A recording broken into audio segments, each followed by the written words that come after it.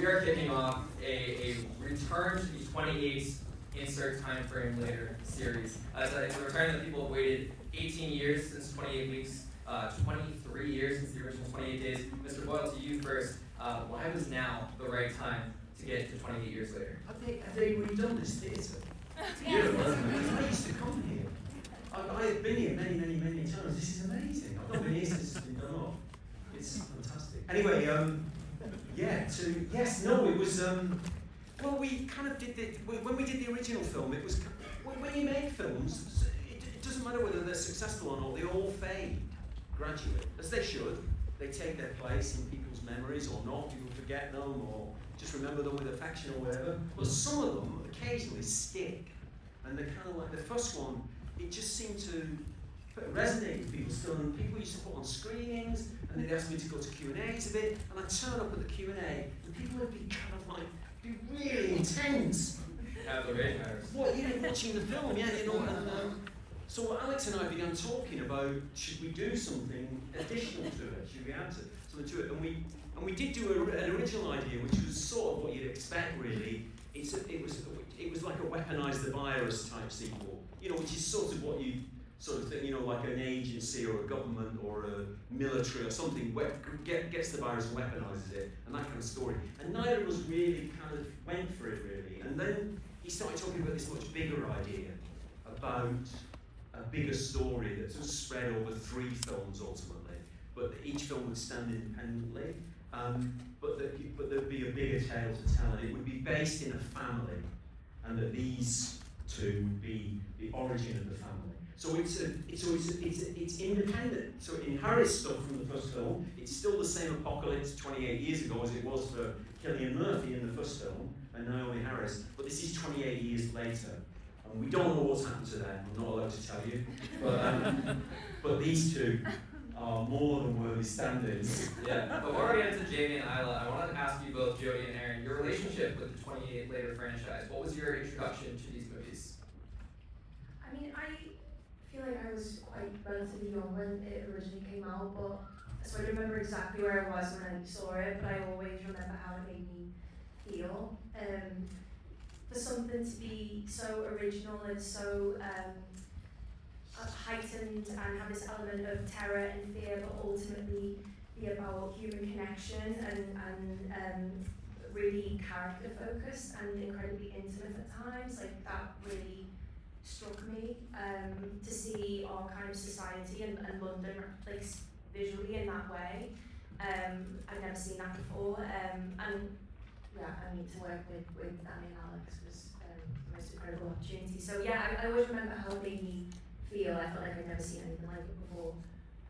Yeah, I had the same reaction. I remember, I mean, at the time it was very iconic filmmaking. Cillian walking through the streets of London was such a visual, had such a visual impact on you. I was probably about 11 or 12 at the time that came out, so,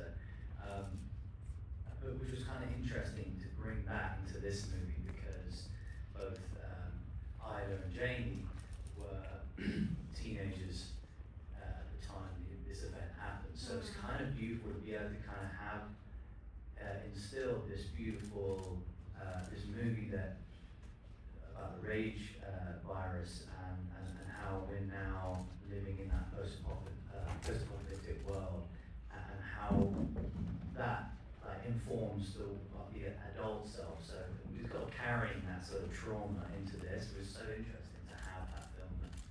Yeah, both Jamie and Isla, most of their lives they've known as the rage virus world. Obviously, Isla, sticking with you, Jodie, she's sick in this movie. We don't know why, but she's bedridden, and she's not seemingly getting any better. But there was a time at some point in the past 28 years where she had happiness, because Spike was only 12 years old. Spike was born in the middle of this world. What can you tell me about kind of filling in that backstory for Isla? Has it always been doom and gloom, or was there a sliver of hope in this post-apocalyptic world at one point? Oh my god, I think there was so much hope, and I think as you get to know her, as the film progresses, you really get to see her true essence, and the relationship that she has with Spike is really quite beautiful and has its uniqueness. We had like 2 weeks rehearsals before we started, which was amazing because me and Aaron got in the room with Alfie Williams, who plays Spike, who's incredible, and we got to kind of go through every scene plot it out. And what I kind of felt about Isla was that I felt like she kind of maybe had a relationship with the island beforehand, like maybe it was her dad had taken her over there. It's in the name. Yeah, I know. I mean, it's part of her. So I felt like she was kind of actually very familiar in that home, in that place, but then now because of the condition she's in, she kind of actually very really goes outside and is, you know, very much kind of insular. But yeah, that was what we kind of thought. And Aaron, from what we've seen from Jamie so far, I think it's fair to call him pretty morally gray. He's got that moment with Spike when he's telling him just, you know, kill it, the one that's hanging upside down, and he wants him to become that hardened man in this post-apocalyptic world. You're no stranger to these morally gray characters. I think of Craven, I think of Tangerine from Bullet Train. What attracts you to these characters with, you know, they're not just on the surface level, black and white, they got layers? Yeah, well, I think I'm always drawn to a more complex character, but I think, you know, he is a product, Jamie is a product of this new world, right? You know, he's had to adapt, change, and survive, and I think, so it's an interesting one, the moral grey area that you're talking about is sort of actually what's kept them alive for so long. So it's a system that the community have come together and figured out that really works for them, and now he's trying to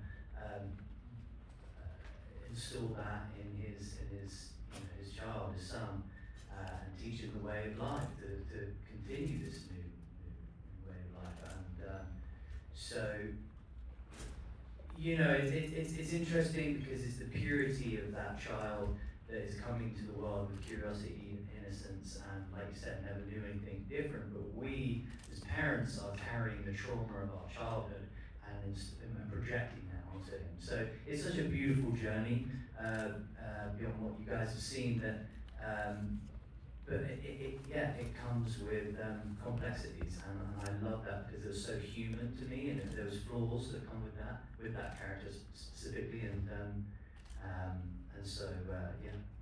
The arc is so good, and that's all I can say right now. Danny, I want to talk about how you brought this film to life, because the original 28 Days Later, over 20 years ago, it was kind of revolutionary when it came to cameras. You got to use the Canon XL1, one of the first feature films in Hollywood, to use a camera like that. Obviously, it influenced the next couple decades of cinema. This time around, get this, guys, iPhone Pro 15 Max. You shot a lot of this movie on iPhone. Can you talk to me about how that was able to get put together?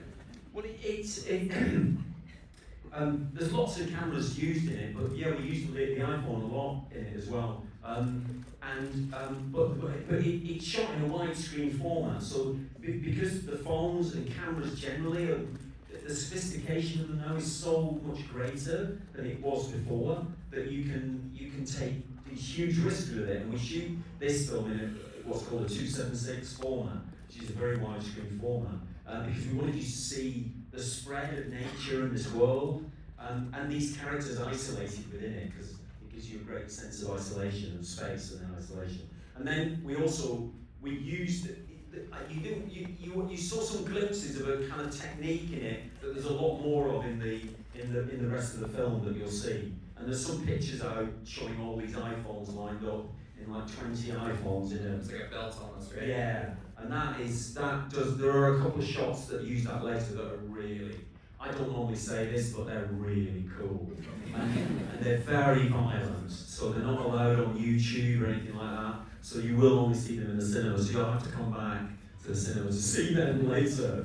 But it was a wonderful, because yeah, like I said, we used these other cameras on, it was wonderful to try and bring a technique to the film. And that's one of the wonderful things about apocalypse movies, is you've got that, gives you that freedom, because the kind of all bets are off, really. You know, they're just like, well, what are you going to do? How are you going to survive? How is the virus going to survive? Is that going to change? Because it won't just die, like the authorities think, oh, we'll just let it go. It mutates and changes for it to survive. How do these people survive? How does their son survive when he's, well, I shouldn't give anything away, but what happens to him when he gets out there?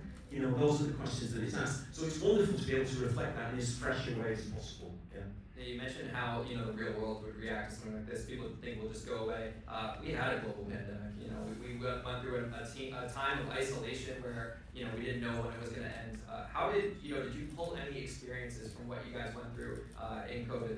Over 2020, 2021, to kind of insert into this performance. What that isolation feels like. Aaron, we can start with you.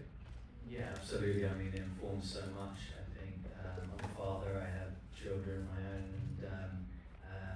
My youngest is 13, same age as Alfie was when we were making this movie.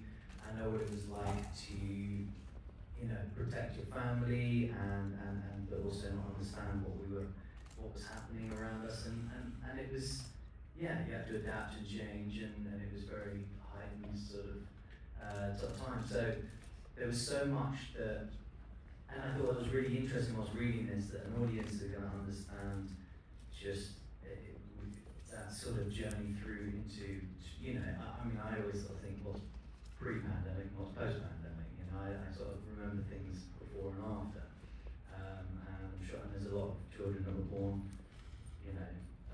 post-pandemic, and that's sort of like that's Alfie's sort of character, But yeah, drew upon a lot of those sort of scenarios, and felt like the characters that we were building in this community felt like communities that were sort of breaking out and things like that. So there was a lot that kind of we drew upon, and I think you do that naturally, when trying to find a character. So I guess almost as well how much you in that time valued and appreciated nature. It's something that I realised when I watched the movie was like you have so many amazing shots in this film that like the nature carries on.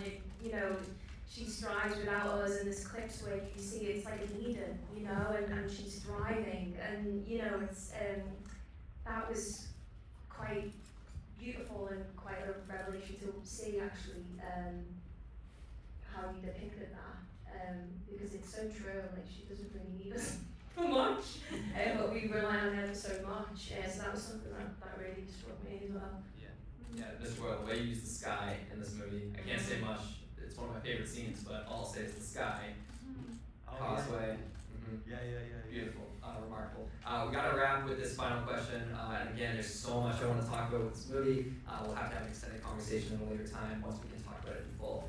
We've seen 28 minutes. We got about an hour and a half to go. For audiences, when they check this out in full on June 20th, what can you tease, if anything at all? Oh my God. It doesn't go where you think it's going to go. That's really important, and that was really important for us as filmmakers. I think for all of us, it's what attracted this caliber of actor to it, and what like Alex and I were determined to do was to try and surprise people, and that's why it's like Sony won't show the whole film yet, because they want it to be revealed as late as possible for the pleasure of the storytelling. And it is really interesting, the storytelling element of it. It isn't what you think. The military do turn up, but again, it's not at all what you think what happens with the military. They don't weaponize the virus. That doesn't happen.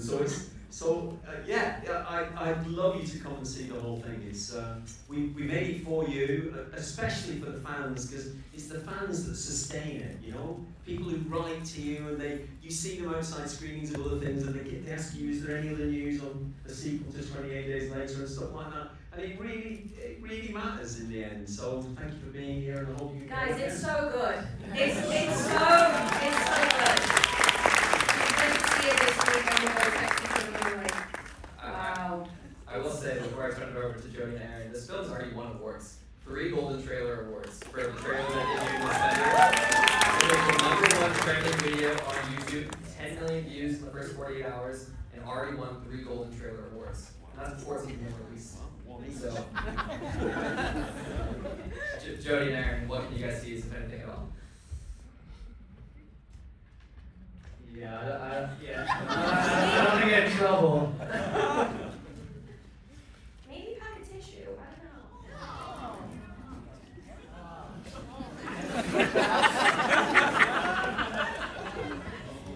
Aaron, I can't say much about Jamie, so that's why I turned it over to you. No, I'm not leaving with Danny.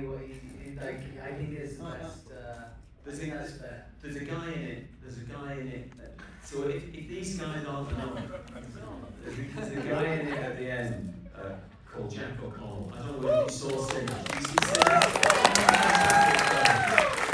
So he's the chief vampire in Sinners. And Jack kind of is right at the end of the film. Right at the end of the film. So that is, yeah, that's a treat from the story. There are characters we've yet to meet. Obviously, very fine characters on the poster. yeah, and I wanted to apologise as well on behalf of you if you were Teletubbies fans. When you were growing up, because of the way we treat them, it's like, and they come back anyway. There's more Teletubbies to be had. There's a lot more to come with this film. Well, anyways, guys, that's all the time we have for Mr. Boyle.